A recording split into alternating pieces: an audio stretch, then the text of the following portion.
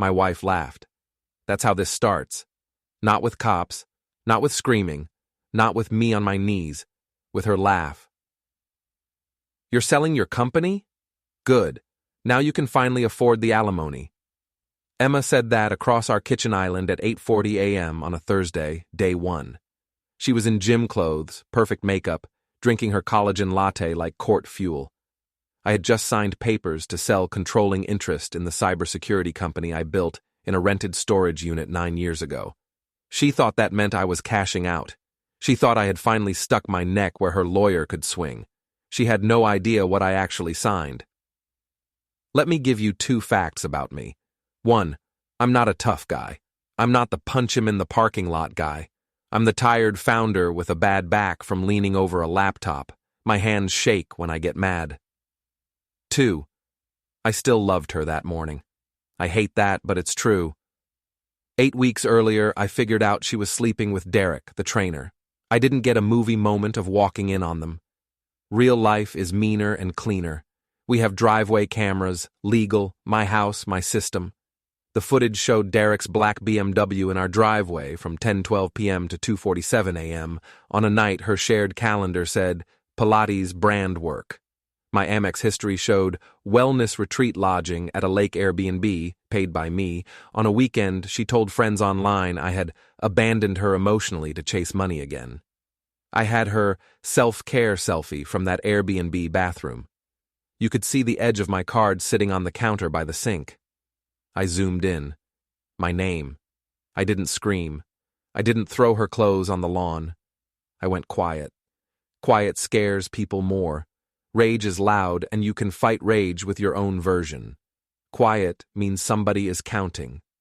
Now she stood in my kitchen in expensive leggings and said, like she was reciting a script, "We're going to keep this mature. I'm not going to be punished because you were absent emotionally. I'm used to a certain lifestyle." On the counter sat her draft demands. Half the house, my Range Rover. Monthly support that looked like a second mortgage. A lump payment because of, and this is a phrase her lawyer wrote with a straight face, abrupt destabilization of social standing. She literally wanted me to fund her dignity. "It's going to be fair," I said. That relaxed her shoulders. She smiled. She thought I was folding. She lives for that look. She wanted guilt. Once you give her guilt, she owns you. "Of course it's going to be fair," she said, "after everything you put me through." Her phone lit up. I saw the first line because I was still stupid enough to care about her face. "Derek, you tell him yet?" Little smirk emoji after yet, like we share the joke, like she's reporting in. I swallowed it. "I'll do right by you," I told her. That was true, just not the way she thought. Here is what she didn't know. I didn't sell my company. I carved it. I sold the boring service contracts, maintenance, compliance, to a bigger firm. That let my board post a headline about strategic partnership and synergy and all the usual perfume. But the core product, the part with my name on the patents, went into a retention structure. On paper, I am now chief security architect for 18 months, guaranteed salary, payouts that trickle, tied to me personally. Translation in divorce language. Steady projected income for me, but almost no instant liquid cash she can claim. Also, translation. She can't tell a judge, he's about to quit and starve me. I need a giant emergency award today. My new contract says the opposite. It says I am essential for the next year and a half.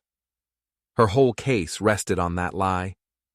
Her lawyer had built the ask around, he's unstable, he's about to nuke his own earning power, we need security now. An hour after I signed, her lawyer called. She stepped into the hallway. Emma loves performing conflict in front of me. If she takes a call in private, she's bleeding. "What do you mean it's frozen?" she hissed. "You told me vesting was guaranteed. You said it was liquid, Kevin. You said we could go for primary residence and supplemental household maintenance. What do you mean, locked under retention clauses?" Retention clauses. That sound you hear is a plan falling through the floor. She came back pale and tight around the mouth. "Everything okay?" I said. "It's procedural," she said. "Nothing changes. We're still doing this the right way." "Of course," I said. "We stay mature." She stared at me. She expected rage or begging. She got neither. I told myself I was calm because I had outplayed her.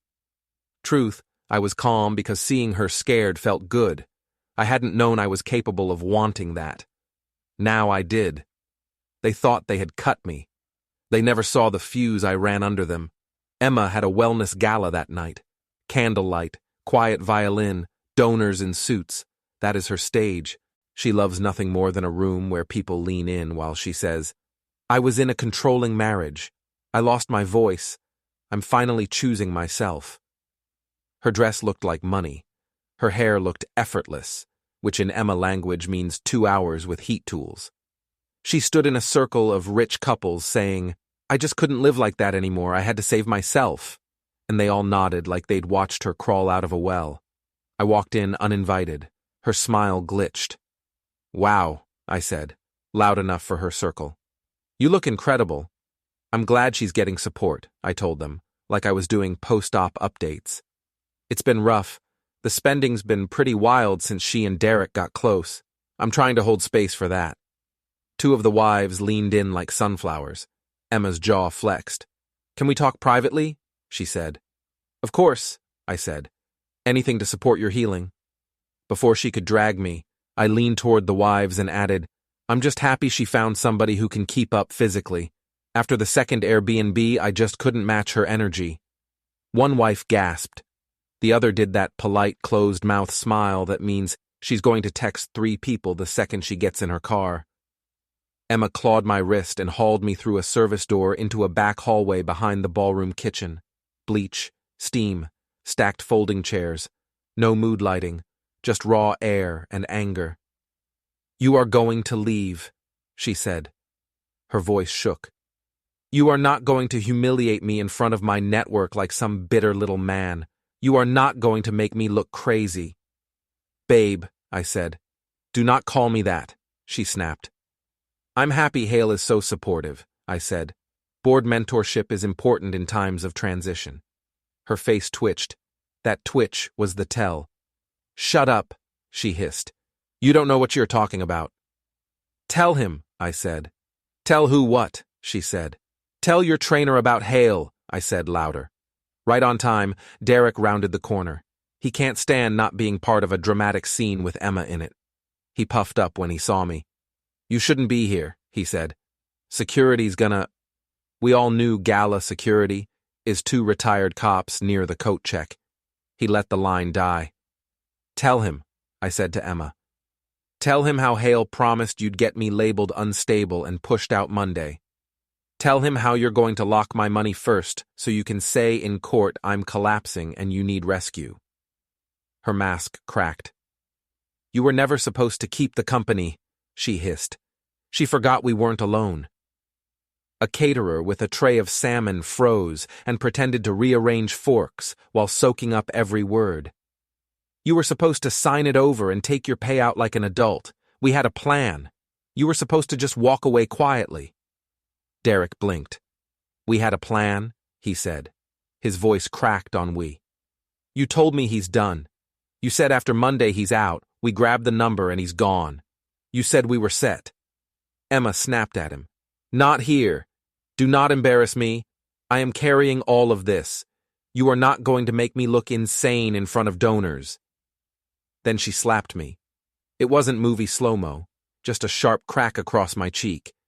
Derek grabbed my lapel and slammed me into a rack of folding chairs. Pain shot down my spine. Instinct said curl. Something colder said don't. I let my body go with it, then came up holding one of those heavy chrome chair legs like a bat. I didn't swing. I let him see the weight. "Touch me again," I said, low, "and I'll ruin you so slow you'll Google shelters. I'm not talking fists. I'm talking me walking into your gym manager's office with screenshots of you selling cash-only hotel alignment sessions to married clients.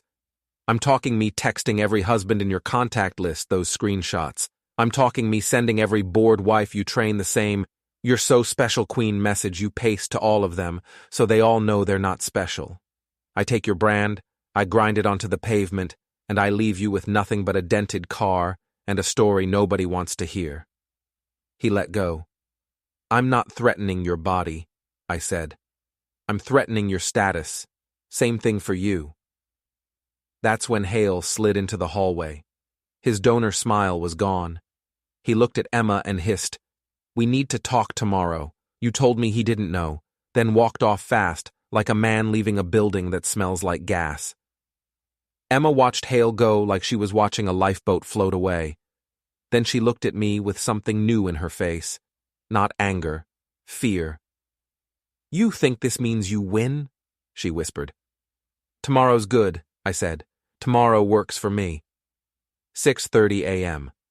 I sat with Hale in a glass conference room, office still half dark, cleaning crew lines on the carpet. I slid a folder across to him. Inside, screenshots of his emails with Emma. Subject lines like "stability narrative" and "timeline for removal."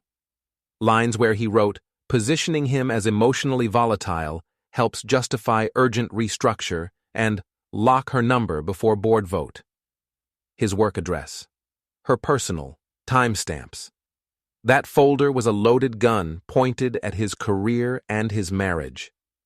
"This is out of context," he said. "No," I said.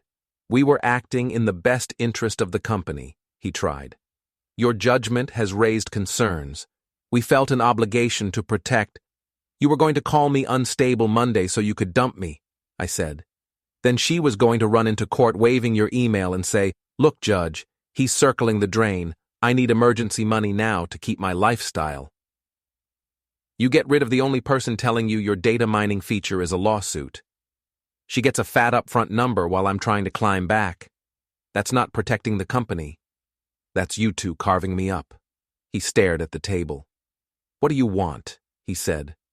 "An email to the full board by 9 a.m., saying my technical leadership is critical for stability and we are aligned for the next 18 months, I said.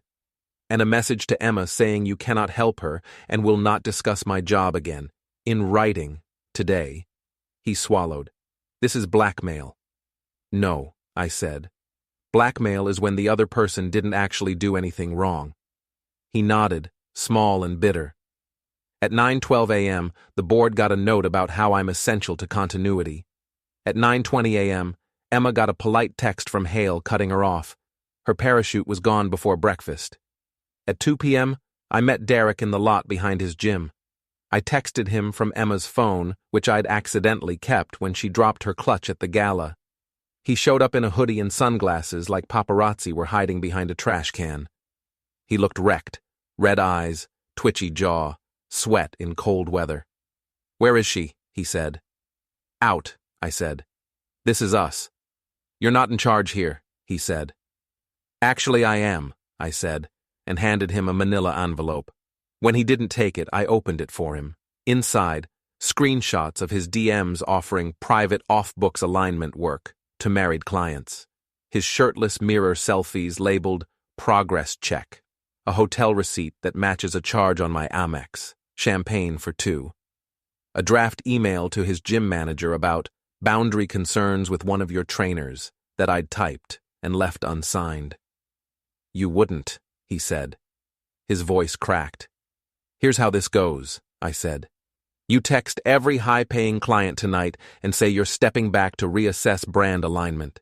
You disappear from Instagram, you ghost Emma, and you make it crystal nobody ever laid a hand on her. If you don't, those pages go to your manager, then to every husband, then to every group chat. By sunrise, your brand is over." "You ruined my life," he said. "No," I said. "She did. I just turned on the lights." He snatched for the envelope. I stepped back, planted my palm on his face, and shoved. He stumbled into his BMW, hit the door frame, slid down holding his ribs. Pain, humiliation, dirt on his hoodie. Enough. "This is me being gentle," I said. By dinner, his Instagram was gone. Emma's little support circle was already texting her, "Are you okay, babe?" That night she paced barefoot in our kitchen like a cornered animal. No makeup, hair yanked up, eyes red. "You snake," she said. "Evening," I said. "You think you can humiliate me in front of donors, threaten Martin, scare Derek, then sit here and act like some smug hero?" She jabbed a finger at my chest. "You think you control the story? You do not control the story. I carried this marriage while you hid in your laptop. You froze me out. I finally choose myself, and you try to destroy me because you can't stand not being needed." "Hale emailed the board," I said. "He says my technical leadership is critical for stability, and we're aligned. He also texted you that he can't offer you support and can't talk about my job again, which means you can't tell a judge I'm about to get fired." Her mouth opened. "Also," I said, "your Airbnb weekends with Derek are on my Amex, so your 'I was abandoned' story is about to meet receipts where you're in a hot tub with your trainer on my card. Judges like receipts." Her face twisted.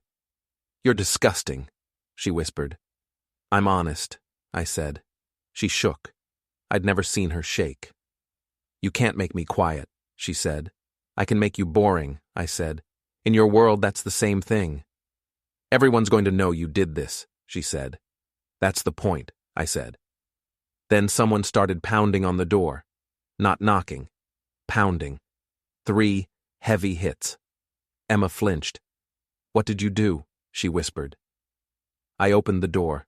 Derek stood on the porch like a storm had spit him out. Hoodie. Face flushed. Eyes red. He jabbed a finger at me. "You ruined my life," he said. "All my clients canceled. Your little folder freaked my manager out. Hale won't answer. She won't answer. You think you can just blow up everything and walk away? I'm not scared of you, man." Porch lights were flipping on up and down the street.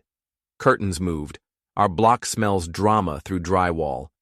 Emma rushed in behind me and hissed, "Get inside! Stop yelling! People can see!" That almost made me laugh. After all of this, her first reflex was still image control. Derek looked at her like a kicked dog. "You told me we had a plan," he said. His voice cracked on plan. "You said Hale was pushing him out Monday and we'd lock the number and be set. You said we'd never have to deal with him again." Emma froze. "Do not do this to me," she whispered. "Not on my porch. Do you hear me? Do not make me look crazy in front of these people." I leaned on the frame and let my voice carry just enough for the neighbor 2 doors down. "Hey, Derek," I said. "Before you go, tell her what you called me in the garage." Emma's head snapped toward him. "What?" she said. He opened his mouth, and nothing came out. I said to her, "You told him Hale would cut me out, you'd run to court and grab a lump settlement while I looked weak, and then you'd 2-step into a lake house on my card." Across the street, the neighbor had her phone out. Not up. Just out. Fake scrolling. Recording it in memory. Emma's face went gray. Derek's went blotchy. The porch light hummed. Derek tried to square up one last time, shoulder first, like he was going to push past me. I didn't wait. I hit him with a 2-hand shove, hard and low. He stumbled backward and went down in Emma's hydrangeas with a grunt. Dirt on his hoodie. Ribs he was going to feel in the morning. Just pain and humiliation and witnesses. "Last warning," I said. He glared up from the bushes, chest heaving. "You don't get to do this," he whispered. "I already did," I said. Emma stood in the doorway, shaking. Her script was gone. Her audience, the neighbors, the brunch circle, the donors, the lawyer, was about to hear a different version of her story. And it wasn't the one where she was the brave survivor who escaped the cold tech husband.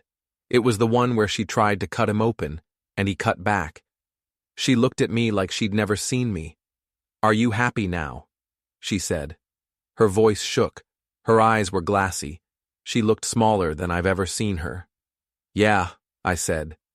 "For the first time since I said I do, I finally feel married to myself." Her face folded like I'd hit her harder than I hit Derek. He groaned in the bushes. The porch light hummed. Curtains twitched. The air felt clean. I didn't need cops. I didn't need a hospital. I didn't need to pretend to forgive. I just had to turn on the lights and let everyone see.